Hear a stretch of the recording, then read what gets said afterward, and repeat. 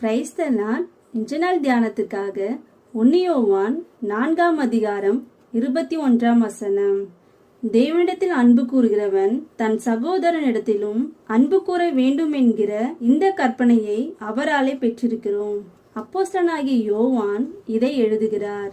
ஆண்டவராகிய இயேசு கிறிஸ்துவிடத்தில் இந்த கற்பனையை நாம் பெற்றிருக்கிறோம். ஆகவே நாம் அவரிடத்தில் அன்பு கூறுவது போல மற்றவரிடத்திலும் அன்பு கூற வேண்டும் என்று கூறுகிறார். சபையில் உள்ள எல்லாரிடத்திலும் மற்றவர்களிடத்திலும் அன்பு கூற வேண்டும். பலரிடத்தில் அன்பு இல்லை. அந்த அன்பு இல்லாததினால்தான் பல பிரச்சனைகள்.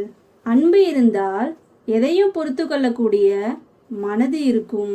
அன்பு இருந்தால் ஒரே விதமாக எல்லாரையும் நேசிப்போம். அன்பு இருந்தால் குடும்பத்தில் ஒரு பிரச்சனை அல்லது சபையில் ஒரு பிரச்சனை வந்தால் சீறி விழமாட்டோம். உலக மக்களில் பலர் அன்பாக இருப்பதை காண்கிறோம். ஆனால் ரட்சிக்கப்பட்ட ஜனம், அபிஷேகம் பெற்ற ஜனம் மற்றவர்களை தன்னை போல நேசிக்க முடியவில்லை. அன்பு இருந்தால் ஒருவரை பற்றி தூஷித்து குறை சொல்லி பறைசாற்றி கொண்டிருக்க மாட்டோம். அன்பு இருந்தால் தேவாலயத்தில் தேவனுக்காக பணிவிடை செய்ய வேண்டும் என்கிற எண்ணம் இருக்கும்.